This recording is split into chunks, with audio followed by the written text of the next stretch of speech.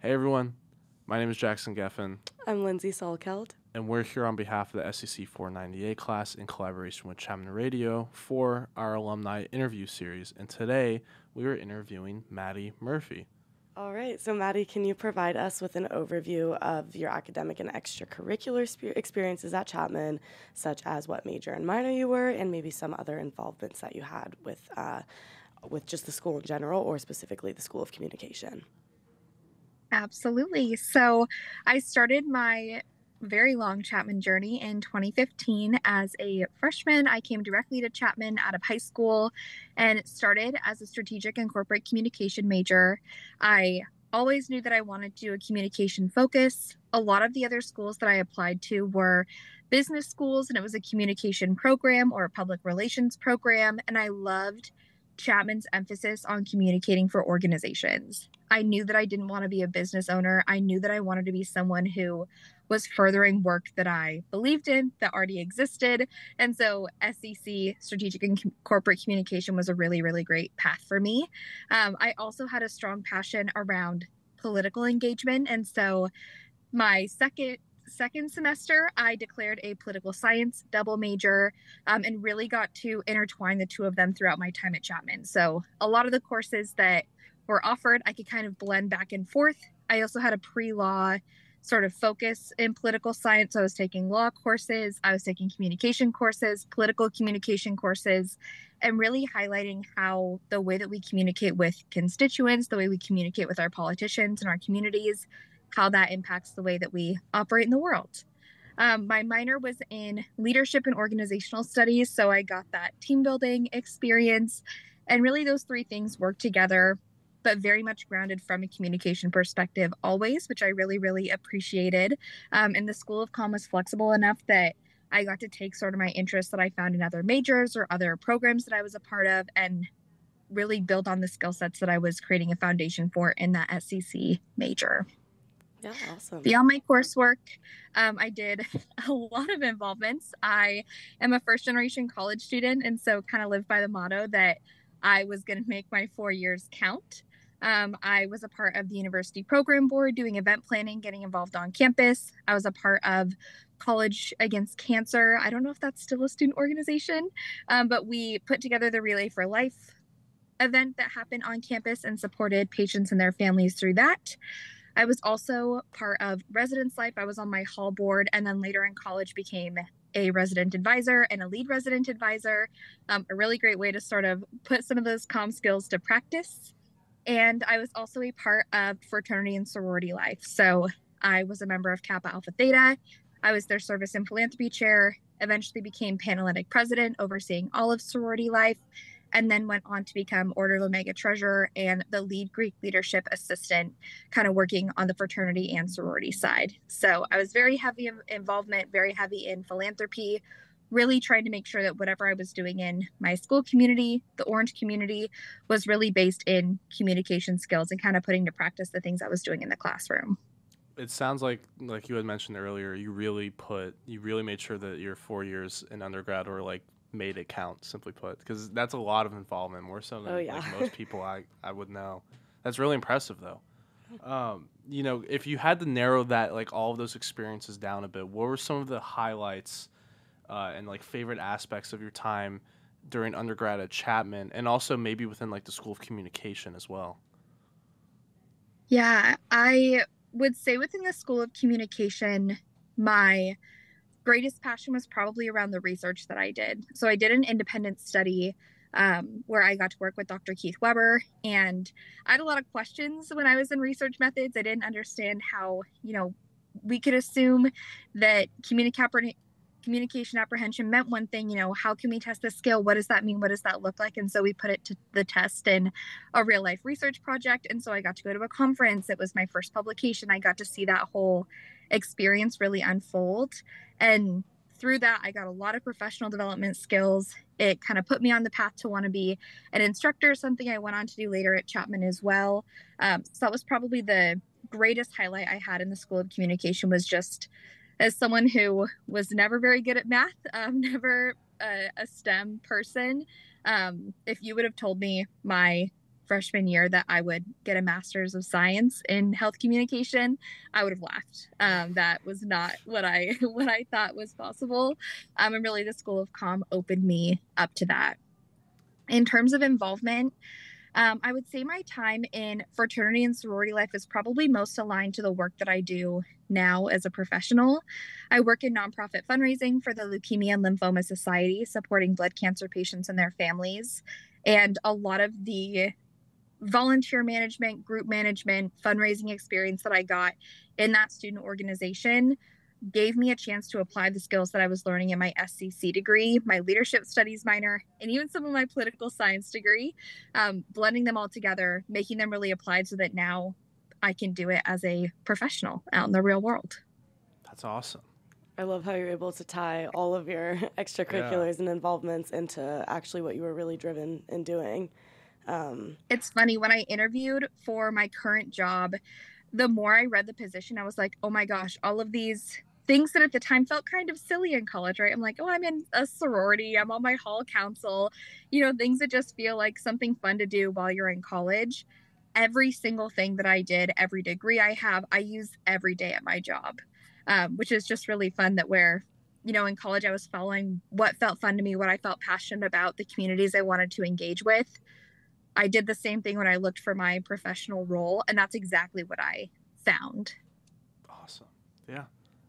You talked a little bit about it as we were going through that, but I think what makes this interview really interesting is that you were one of our only candidates who has gone through a graduate degree program and also is like actively using that in their current job. Can you kind of talk more about how you decided that you wanted to pursue higher education after undergraduate and like what that process was like transitioning from undergraduate to graduate school? Absolutely. Again, I was first gen, so I didn't know what a master's degree was. I didn't really know what that looked like. And I had really great mentorship from the faculty in the School of Communication.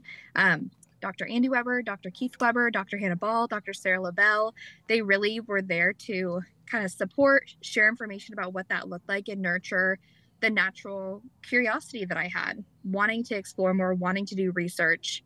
I feel very passionately about making data-driven decisions in organizations and in our communities when we do pretty much anything.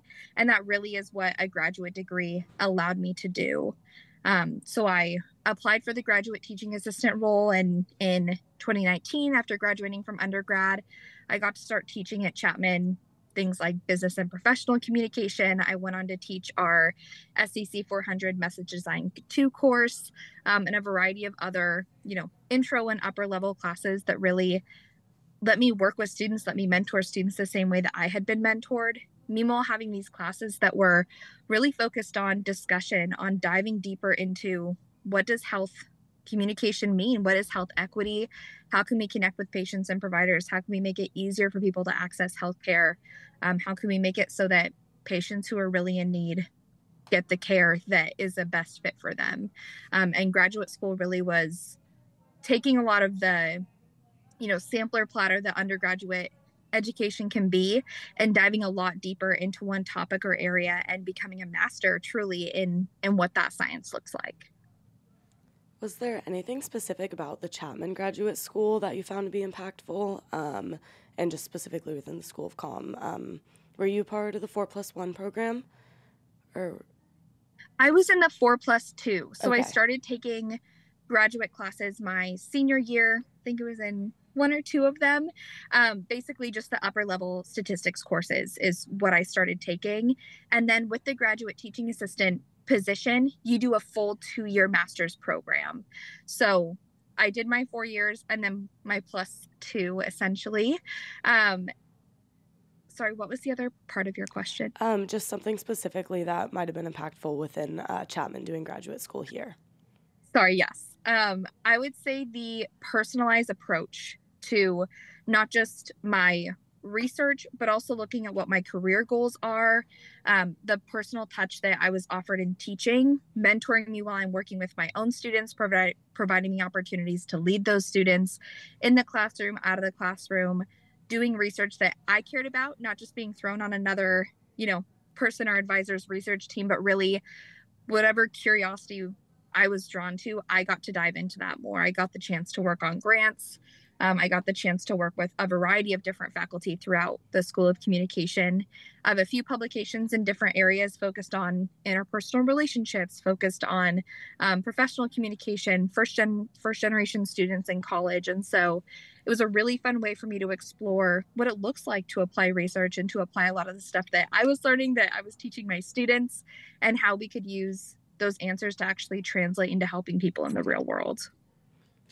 Something I'm curious about, given the heavy level of involvement that you had during your time at Chapman, and also the amount of courses you were taking, especially as a double major, I'm sure there were a lot of obstacles and challenges that you had to face that you had never faced before entering college. What can you describe what some of those might have been, and what were the steps that you had to take to overcome them? Yeah. It was a lot to balance on my plate.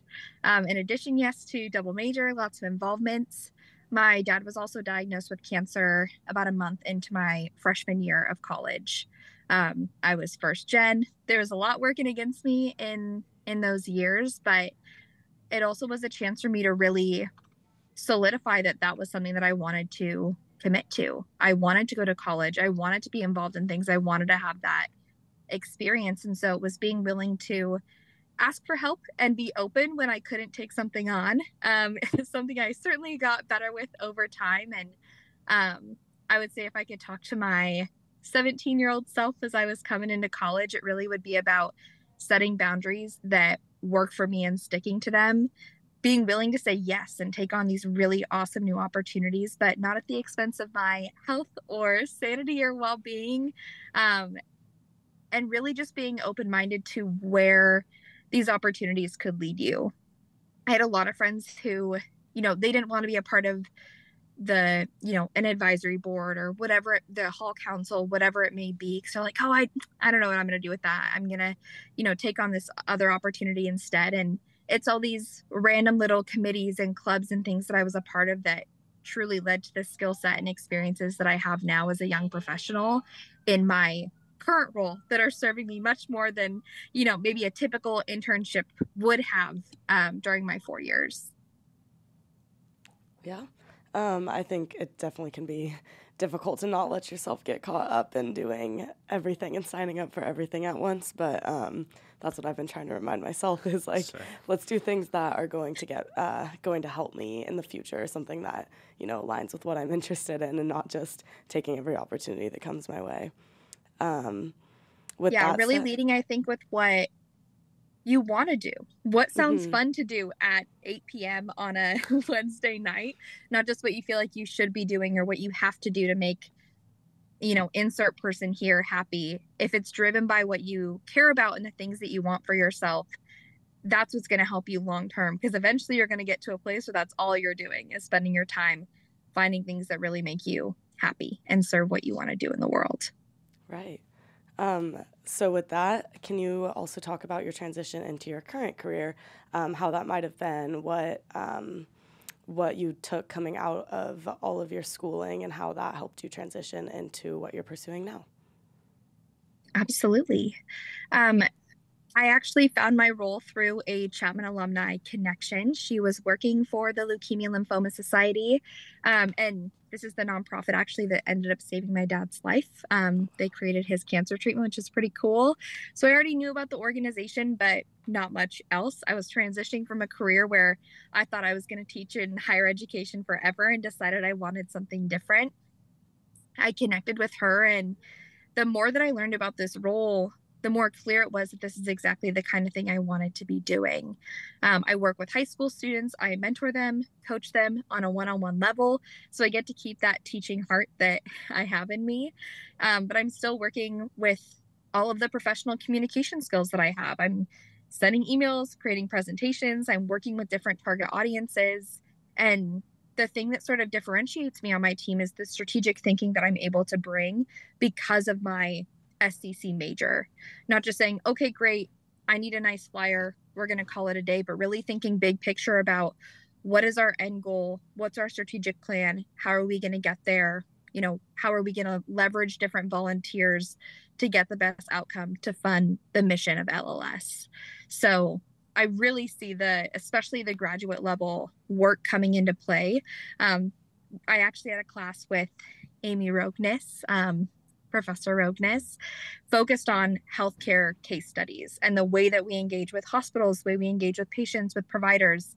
I reference the book that she gave us every week at my job just because it's so relevant. The things that I learned in my classes, the things that I learned in Message Design 1 years ago, I'm using all of those skills when I work with my students, when I work with my patients, to really make healthcare more accessible, to share the information and the resources that we're using at LLS.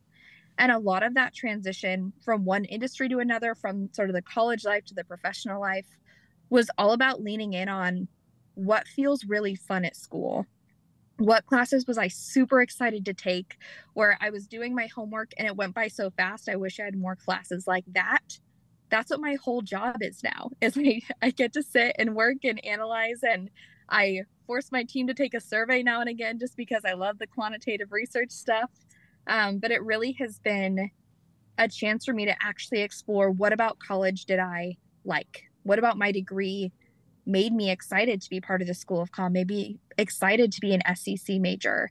And that really is how it's guided the way that I've built out my career so far with the organization I'm at now. Wow, that's great. I think that that's something that I've noticed a lot within the SCC program as I finish out my very last class. It's a lot about the skills we're learning that can be applied to so many different careers you pursue. And that's what Dr. Weber talks about in our class, pursuing a liberal arts degree, and how that just translates to so many different positions. So it sounds like you are just establishing yourself in the workforce, utilizing all these things that you learned in this program, which is so great to hear. Yeah, absolutely. Even the classes that I didn't think would be relevant, I just took for fun. Like, I had an entertainment education random elective that I took years ago because I needed an upper division elective credit. I now work in Los Angeles, where I need to know a lot about entertainment with the people and the companies that I'm working with. I can actually talk about it because I took that random elective communication class. So it's fun just to look back and see how prepared I was because of the diversity in my degree, that my peers who went to a different school or were in a different kind of program that wasn't as focused on, being involved in different things, getting experience in the workforce, within the university itself as well, they just don't have as much to pull from. So I think, especially as a young professional, when I only have so many years of work experience to kind of lean back on, it's great that I've gotten that, that diversity and that opportunity to explore from my undergraduate and graduate degrees. 100%.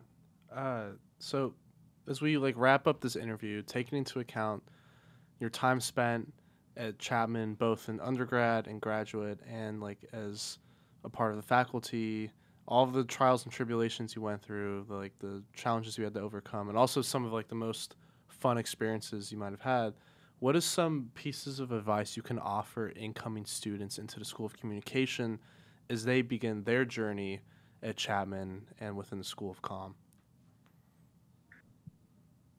I would say go to all of the events. The School of Comm Experience Day, the alumni panels, the School of Comm Advisory Board info meetings. Do all of the things, because the School of Comm is special because you get that personal connection. I can tell you, every single one of the students that I taught, I remember them, I care about them, I cheer them on LinkedIn.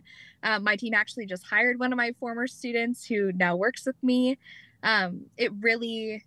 We care about you all as faculty, and the sooner you can connect with those teachers, whether they're graduate students or full-time faculty, they want you to be successful. I'll say the same thing about upperclassmen. You're going to be successful if you build that network. That's the benefit of going to a smaller school like Chapman, is you actually get to build out real life professional relationships that are going to lead to jobs, that are going to lead to opportunities for you. Every class is a networking opportunity. Every event is a networking opportunity. You should have fun. I'm not saying we're going to all these things to network, but the more you invest, the more that you care, those things stand out. When I applied for this job, the girl who referred me, we were certainly friendly, but I wouldn't say we were best pals hanging out all the time, but she knew how I worked. She's seen me in classes, she's seen me at events, she knew that she could put her name next to mine, and I wouldn't let her down, right? It would be a positive reflection on her if I joined this organization and did well. So I would say the sooner you can take advantage of that, get connected with faculty, with students, and really plug in, the more successful you're going to be long term. That perfectly said, honestly. I think that answers all of our questions. Yeah, that was super helpful. Great information, Madi. Thank you. Thank you so much for your time, Yes. Madi. We really appreciate it. Absolutely. Good luck with your impact projects. You're doing great work over there. Thank you so much. We appreciate it. And then for our listeners at home, too, make sure you check out our other interviews that we've conducted in this series. And thank you for tuning in.